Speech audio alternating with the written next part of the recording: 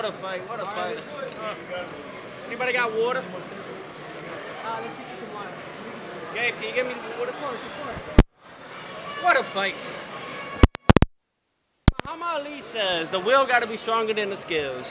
Today wasn't about skills. Today was about will strength. I knew the type of fight I was fighting. This guy's a triathlon athlete, for crying out loud. Conditioning is impeccable. And me with asthma, shit, I'm grateful. Look at that, key of the city. Yes, sir, key of the city of Miami. We go anywhere, whenever.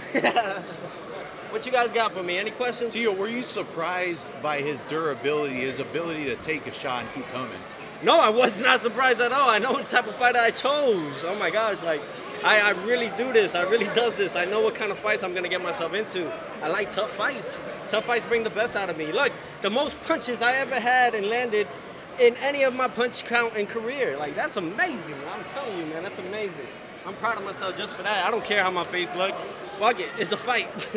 Teo, you stunned him with a nice uppercut in the 8th round. Did you feel like you had him hurt in that moment? I had him hurt the whole time after that. I just, you know, the whole thing is really just picking shots and then just working on other things, you know. God does everything for a reason. There's no mistakes. I knew I hurt him bad. No one has hurt him like that in a long time. So, you know, we still got the punch power. We still got everything there. You know, the whole thing now is just going back to the drawing board and working a lot more on my slipping. He's somebody who has fought at 154 before. Yeah. And he was pressuring you a lot. Did his size at all bother you? No, size did not bother me. The moment my father, my coach, and trainer told me to push him back, the game changed. It changed completely. He was trying to fight that back, and it's all about pushing and pressuring them back. You got to fight the fight sometimes, and that's what we did. I listened to my father much more this time than I ever have in a while. So, you know, it's great. It's great communication, and we just sticking and moving and just looking for another fight. Teo, it was really.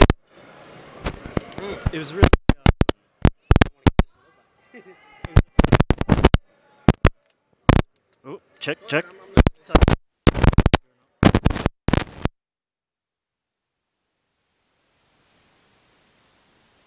Fighters like to look pretty.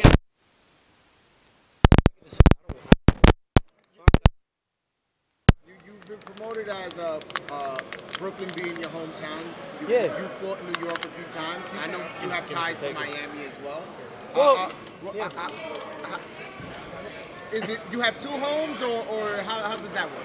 The world is my home. You know what I'm saying? Like, look, you gain the world with the people. You don't gain the people with the world. So, you know, I think that overall it's just the people in my essence.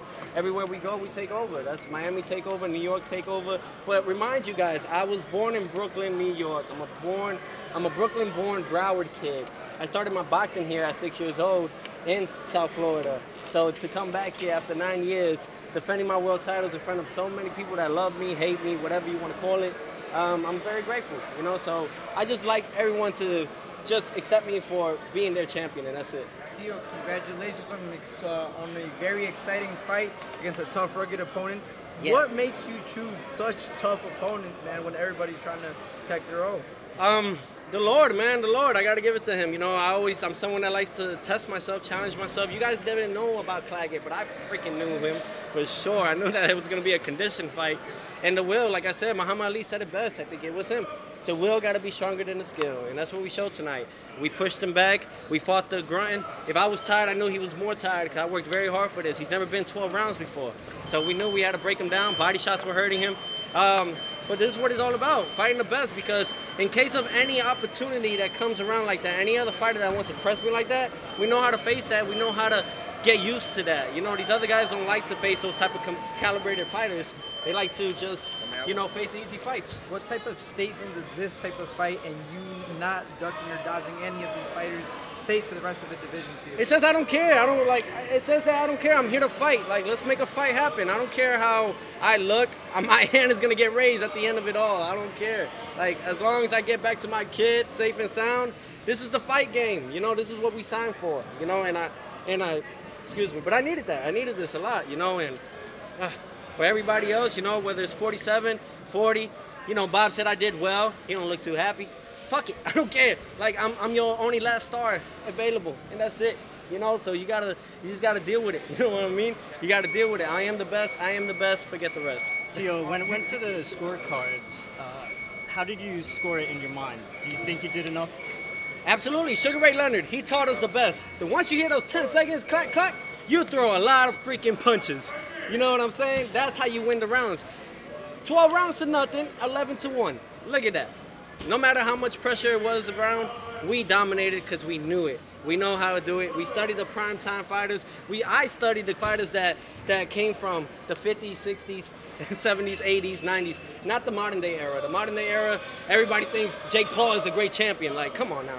It's crazy. You know, before the fight, you called out Pitbull Cruz. They have similar styles. Do you still want that fight? Oh, fuck yeah. Hell yeah. I'm ready for it, man. I'm excited. Now I know how to face fighters like that even better, on a better standpoint. You know what I mean? Just more conditioning, more track work, and that's it. You know, I think this gives everybody a more opportunity to jump that gun. But let's see how they do once we start clacking them up. So, Teo, it seemed like when you were on your toes off the jab, you made the fight a little bit easier for yourself. Yep. Why did you decide to stay in the ropes? Is it just that fighting spirit you wanted to trade with him in those moments? Yeah, you know, it's just in those pocket moments, you know, let him throw, let him miss, let him, you know, whatever it is in the case that I meant, like in that essence, just touching that body, trying to find those open shots right in there, and then those uppercuts, man. Those things are catching them like crazy. So I think overall, you know, I like to try different things.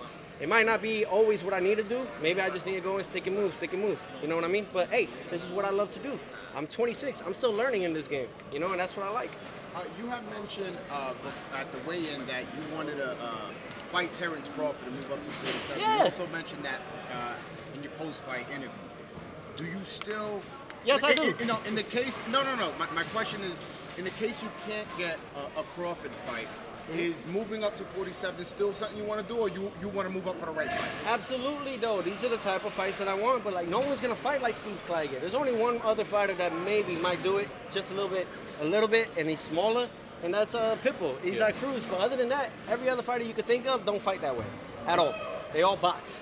Crawford boxes, whether it's orthodox, whether it's freaking southpaw, he boxes. He doesn't really slug in there.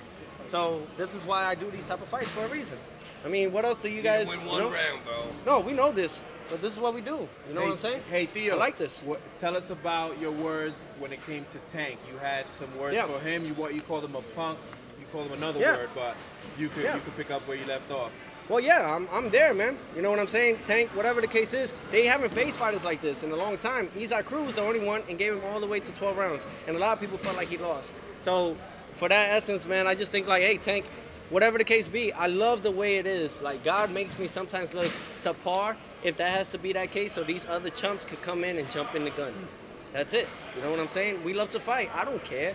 Like, shit, I'm going to get my hand raised. I guarantee you that. I guarantee you that. So, yeah, man. Box like you, champ. They can't move. They can't stick. They can't do all that stuff, man. So I'm just ready. I'm grateful. And to everybody, thank you for taking your time, flying out over here to Miami. Major love to everybody. Peace and love. I'll see you guys another time. Maybe September. We'll see what happens. So, Let's go, Brooklyn. Let's go, baby. Woo! Thank you. Thanks, Teo. Thank you, Theo.